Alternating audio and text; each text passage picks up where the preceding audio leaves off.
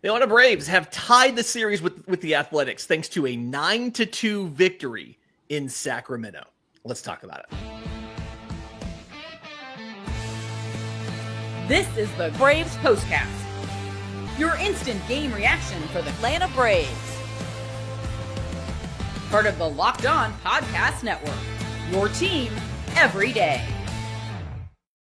Yes, welcome on in to the Braves Postcast, part of Locked On Sports Atlanta, where we cover your Atlanta sports teams each and every day and each and every hour of the day. Thank you to everybody who's here with us at 12:32 Eastern Time to talk about Atlanta's 9-2 victory over the Sacramento Athletics. I'm your host, Lindsey Crosby, author of the Braves Today newsletter. You can over at bravestoday.com. That is Jake Mastriani, host of Locked On Braves. Catch him on social media at shortstopball. And Jake, 9-2 victory over Sacramento, or I guess over the Athletics. They don't call themselves Sacramento. As good as, or I guess as bad as the game was yesterday, this one felt like the exact opposite. Atlanta hits 2 home runs in the first inning, up 4-0 before they even recorded an out, and just really cruised in this one. Am I going to be disappointed when this doesn't happen tomorrow? Like, is this sustainable? Or is this just a minor league ballpark, a pitcher who couldn't locate his cutter, and some good swings by Braves hitters? Yeah, I think it's the latter, unfortunately. But hey, we're going to try to be positive as we can be on this one because the Braves won a ball game, and it feels much better when we do this as opposed to when it happens to us. So, yeah, I mean, it's a lot of fun seeing the top of the lineup do a lot of work, do a lot of damage. Ronald back in the lineup immediately goes deep. I mean, I don't want him getting hurt all the time, but if he comes back every time and hits a home run in his first at bat, I mean, that's a pretty cool trick that he has there. So 2 home runs. I mean, one so missed game equals 2 home runs, apparently. Yeah, hey, it's a pretty good ratio every other game. So yeah, I mean, just a lot of fun getting to see them do this, and need a lot more of that, obviously. And this is what we thought this lineup could be. So yeah, good to see it, once every week or so. Yeah, very much felt like 2023 with all of the home runs, the crooked numbers, 4 runs in the first, 2 more runs in the second. When you look at the top of the order, and I think this is what we all expected this offense to look like. The combination of Ronald Acuna, Matt Olson, Austin Riley, and Drake Baldwin went 8 for 18 with 8 runs scored, 7 RBI, and 4 home runs. It's the most 2023 stat line that there is. And I almost feel bad pointing this out. And I apologize in advance to everybody who wanted nothing but sunshine and positivity in this. The bottom 5 of the order combined for 3 hits. And so, this is one, as much as we've complained about the top of your order not carrying this team when they needed to, this was absolutely a game where they carried you because the bottom of the order didn't do much. But I'm trying to figure out how much of this is the minor league ballpark and how much of this is just they got good pitches to hit from a pitcher in Mitch Spence who his primary pitch is a cutter that the Braves hit really well. Yeah, I mean, it's a little bit of both, I think. And it's good to see, too, with the top of the order, as you mentioned, because they've had some very hittable pitches in this season that they have not hit. And so I think part of it was just a guy that clearly didn't have it tonight, the same way Fuentes didn't have it the night before, and an offense just took advantage of that and things snowballed. I mean, it really is eerie how similar these first 2 games were in opposite directions. Just kind of the same thing. Pitcher early on just kind of struggling, and you struggle a little bit in that ballpark. I mean, Booney talked about, I did a crossover, Booney of Locked On A's coming into this, and he said it is a bandbox. He said there'll be a lot of runs scored. And I said there'll probably be a lot of runs scored by your team with the way this offense has been going. But it's worked out so far in this series, and the fact that there's been 2 games, and in one of those games you've had a team put up a ton of runs. So I think it's just a ballpark and a combination of some bad pitching, just to be quite frank. Yeah, and to Nate's point in the YouTube chat here, he says Braves came with intent to hit, not to walk, and that was the big difference. You could really see the aggressiveness from the Braves hitters, especially in that first inning. A lot of those hits, Ronald's home run comes on, I think, the 3rd pitch of the at-bat. A lot of early swings from the Braves. And you look at the fact that Mitch Spence goes, I had it here just a second ago, 6 innings. He gives up 8 runs on 9 hits. He faces 28 batters, and he comes out with 79 pitches. Just this is the type of game that when you connect on all those early swings and you get the power production, we're excited and we're happy about it. If you were to whiff on those, if you were to miss on those and end at-bats early with weak groundouts, we'd be over here cursing and complaining about these Braves hitters not doing anything with their opportunities. But I think to your point on a guy not having it, Mitch Spence threw 29 cutters. Atlanta swung at 15 of them. They missed 2.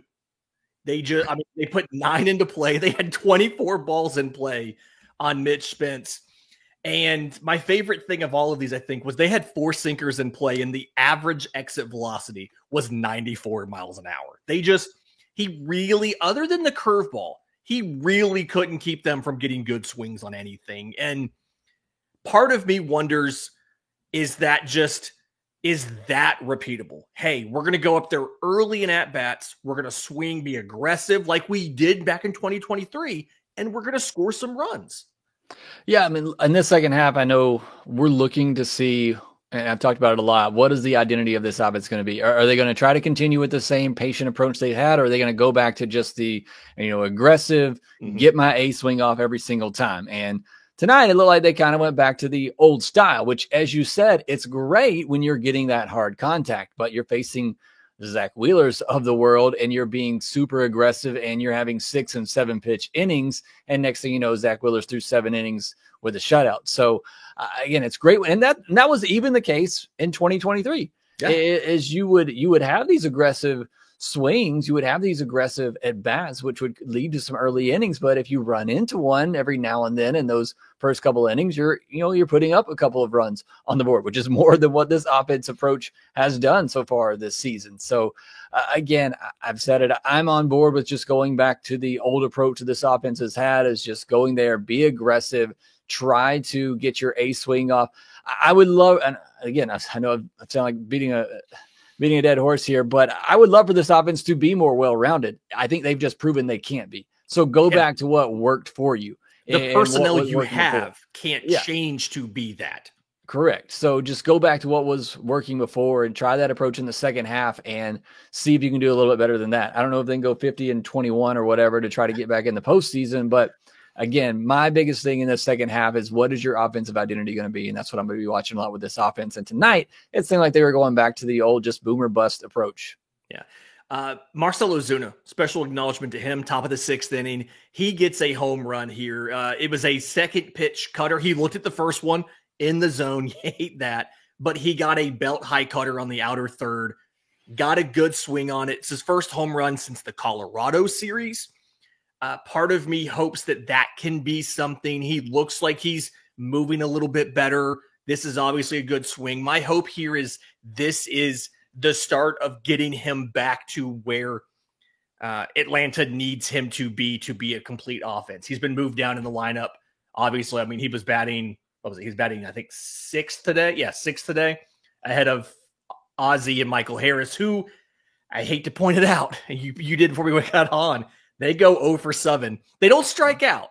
Credit to Ozzie and Michael Harris. They don't strike out, but they go 0 for 7 in this one. Ozzie does walk, which is just always amazing when it happens. But hopefully this offense is a little bit of a start of something going forward.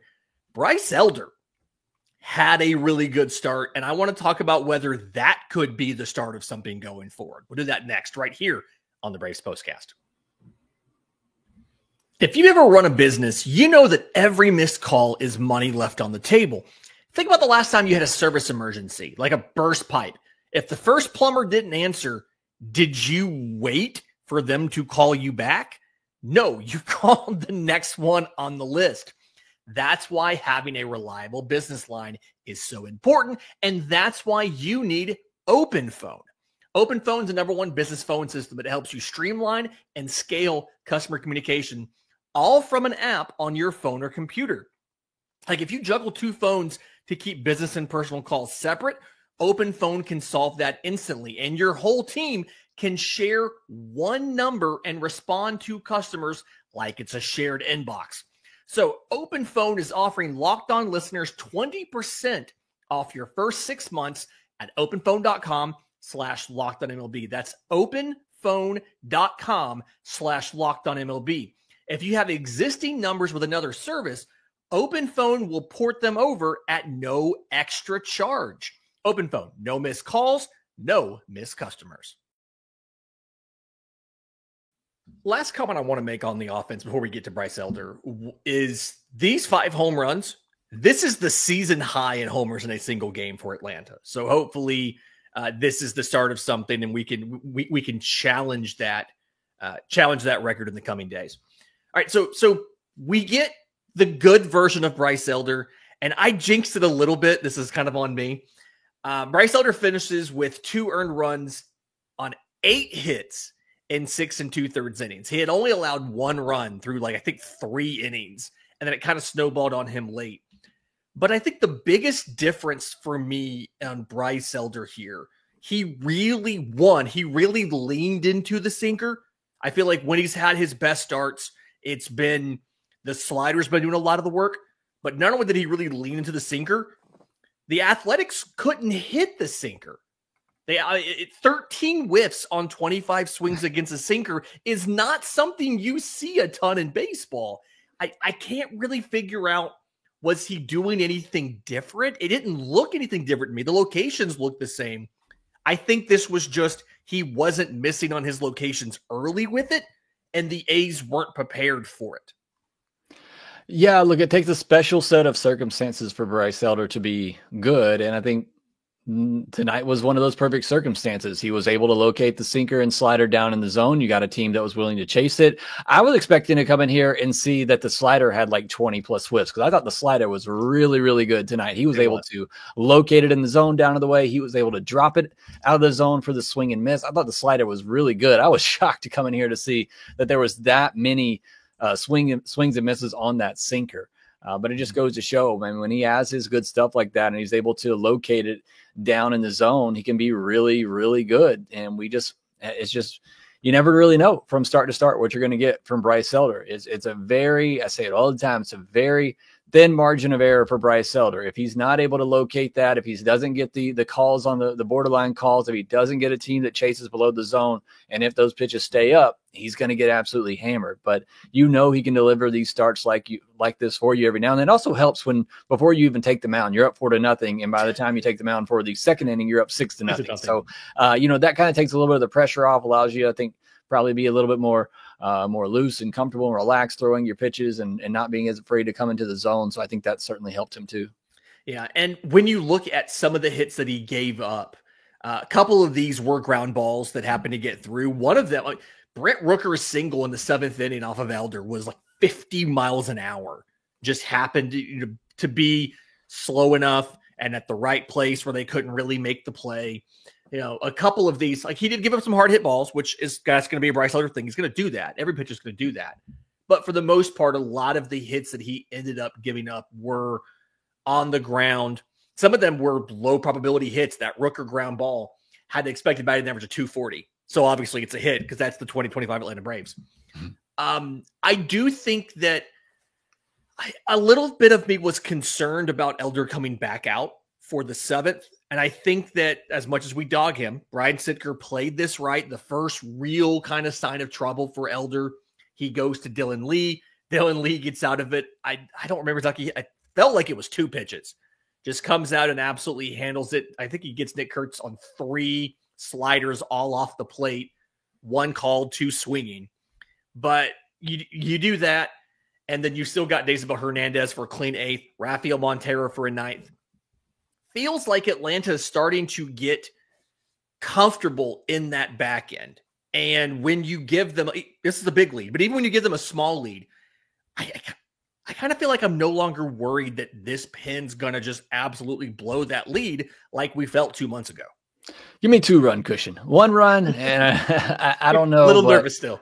Yeah, but yeah, I mean, there's certainly some arms out there I think you feel a little bit better about. Obviously, Dylan Lee, Daysbel coming back. He's looked good since returning, and he was a big piece, before he kind of lost the command and then the injury before he went down. I mean, he was your 8th inning guy there for the most part. So to have him back now and looking really good. Having Dylan Lee, Iglesias has been better. Pierce Johnson's good. Montero, I know he had a rough start in the extra innings game the other day, but he's looked a little bit better. So yeah, I think the back end of the pen is starting to be firmed up a little bit. Yeah, and I feel good about how little you had to use the pen today after an impromptu bullpen game yesterday.